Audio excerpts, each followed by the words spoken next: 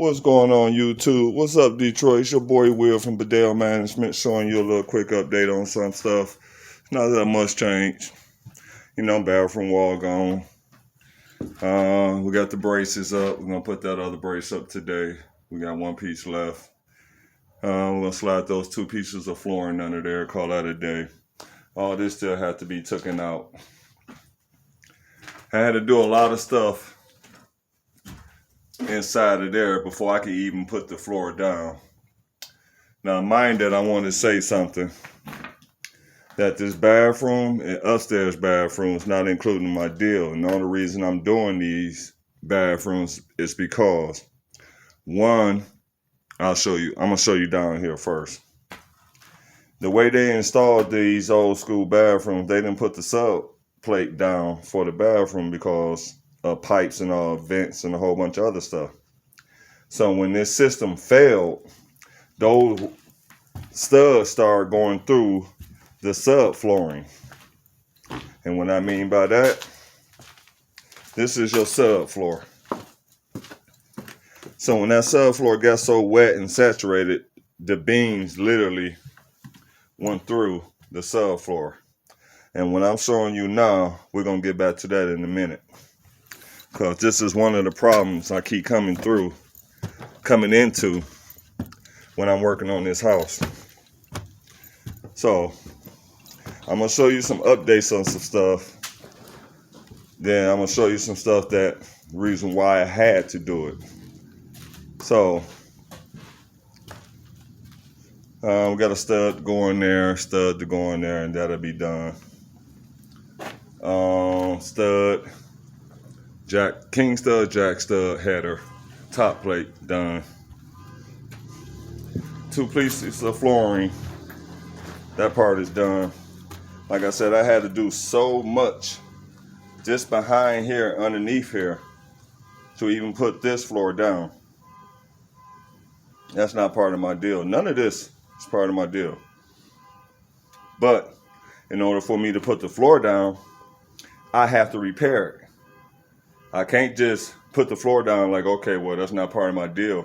Then it starts messing up later on. That looks bad on me. So it has to be repaired. Now, the reason why I'm talking, this is the bottom plate I was talking about. You see how these studs are right here?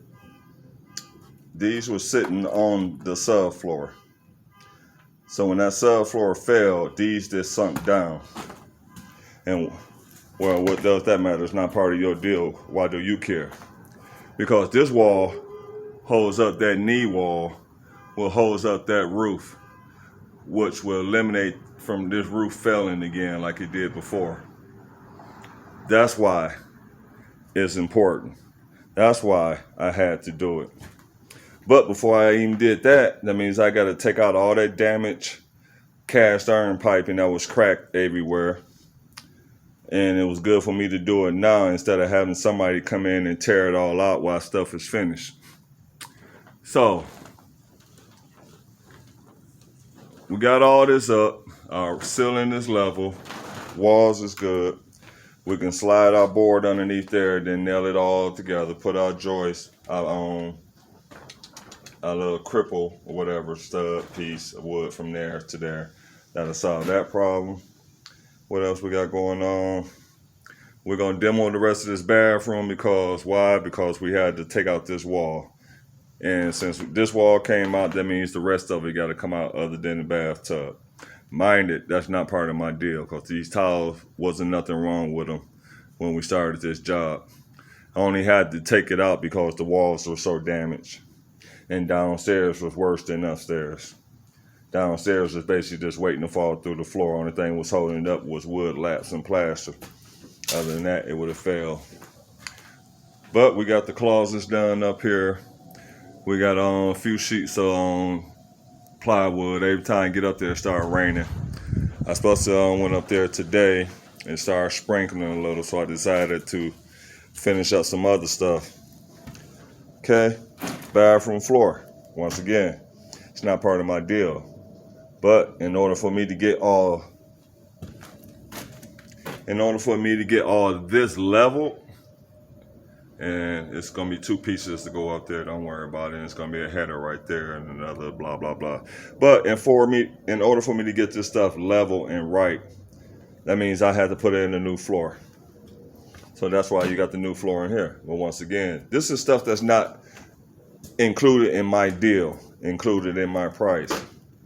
This is stuff that we found after we demoed the job.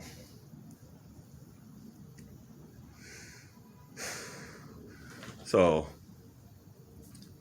I changed these joists up because the joists went the same way as those. Those are okay. That's a shorter run. That's not going to sag. These were 14 feet long. From that wall, matter of fact, 14 and a half feet long to that wall, which made this ceiling sag. By me changing the ceiling joist to this way, I literally made that wall stronger and this wall stronger because all of this is tied in to that wall, which is going to be tied into that ceiling. This will get cut, everything to be tied in, nothing will move. Same thing with this knee wall, it's tied in all the way down there, and it's going to be tied in down here, so nothing moves. This top wall still has to be moved out some. As you can see, we got this one back in good. Yes, it's pink insulation on the way up. Foam insulation from here down. Okay, so we came into another problem. We moved this in some, but at the moment, it's not going to allow me to move it in that much more until I can relieve the pressure off of this. If you look at this 2x4, you see how bent that is? That should have been straight. So that's how much that bowed down. It probably bowed down a couple of inches. Now, you're looking at this long 2x4 that goes up there. Right where that 2x4 and all that stuff meets at, I gotta jack that up, push it up. That's gonna push that up. That's gonna push that out, which is gonna allow me to pull this in, which is it's gonna be crazy how everything's gonna work. But once again, these are things that you come into after you tear out stuff and you see what's going on.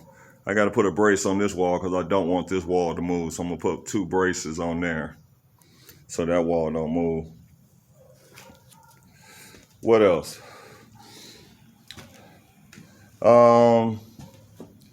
We know we had to repair the floor. Was we going to repair this much? No.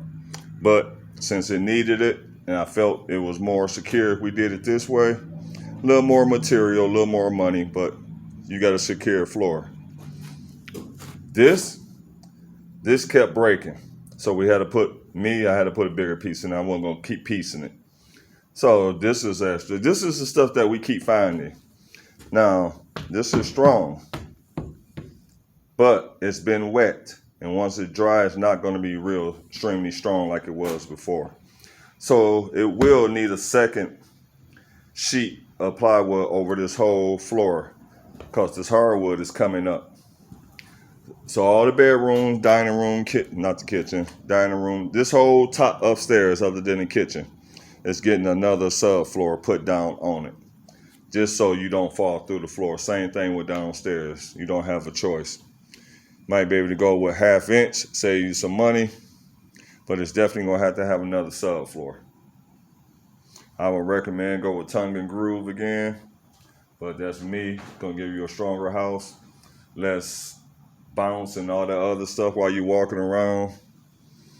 But you see how that looks. We got 2 more rows to do, and I don't think I'm going to do it today because at the moment, I'm a little upset. So, and when I get upset, I'm not mad, I'm upset. I don't concentrate on what I should be doing. Because I should be on that roof. But I can't get on the roof because this is so damn damaged. Like I said, this wasn't part of my deal either. All the way down, all this. None of this is part of my deal. Rebuilding that downstairs bathroom wall. That's not part of my deal. I contracted to put in 6 basement floor joists. The basement floor joists. I contracted to do 6 plus the 2 short ones. I count that as 1, but that was including the deal. But I want to show you how many we end up doing. So we did 1, 2, 3, 4, 5, 6, 7, 8, 9, 10, 11, 12, 13. Just take away 1. We installed 13. I contracted for 6. I knew I had to put a short one there and a short one there. That would be 7. That's part of the contract. Going all the way down there, that wasn't part of the contract. We didn't see that until the ductwork came down, which I wasn't going to take down, but we didn't have a choice. Now, why am I talking about all this extra stuff? Because this is the stuff we talk about when you get into these type of jobs. Because it's going to be stuff you can see, and it's going to be stuff you can't see. And at the moment, every time I'm trying to finish up my job, something comes in to the point where I can't finish my job because there's a whole bunch of stuff that's damaged. Now, my whole thing for today was to fix this, and it's fixed. I got it done, got these pieces in, did all that, started that yesterday. Started this today, got these pieces all the way going down, brand new, other than that little short piece. We're going to put a couple of new studs in there. But, I almost went through the floor. That's how bad this floor is. New problem. These bricks are fucking falling again. This ledge right here is designed to put those, they started the bricks on the top of those 2x4s. That's why those 2 2x4s there. I put this exactly back the way they had it. So somebody come in and repair the bricks so they don't fall down no more. It starts on this ledger and it should fit up there. Okay. That's a new problem.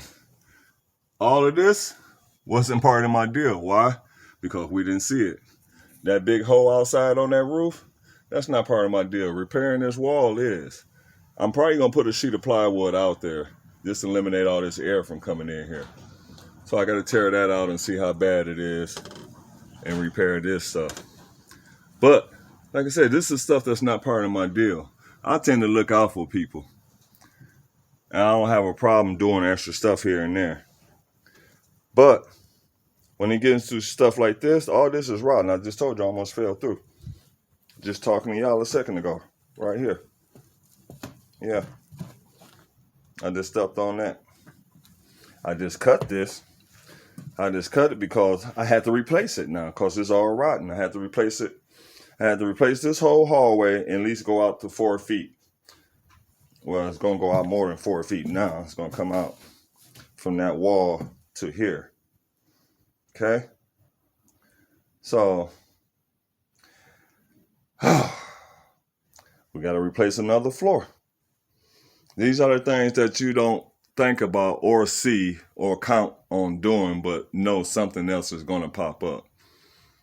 So, got a lot of stuff right here I had to take out that's rotten. No, this is pretty good. Even though it looks bad, it's pretty good. So I got to rebuild all this. Okay. I'm talking about it because I can't do my part because of this damaged floor. All this is damaged. Well, what do you mean you can't do your part? This is what I mean. This is not the door opening. The door opening is a lot smaller. So I had to put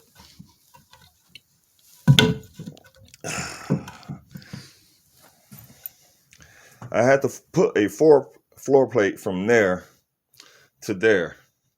So I can put all my studs up, make the new wall headers, and make the new doorway header and everything. I'm not sure how big I'm going to make the door. I'll probably make it a standard 36 inch. I'm not sure. I'll talk to him and see if he wanted it wider.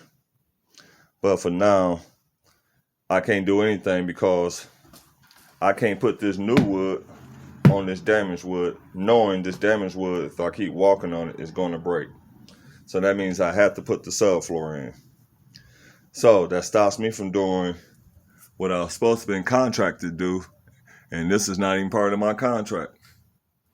That's not. None of this wall and that wall, all of this wasn't part of my contract. Upstairs was.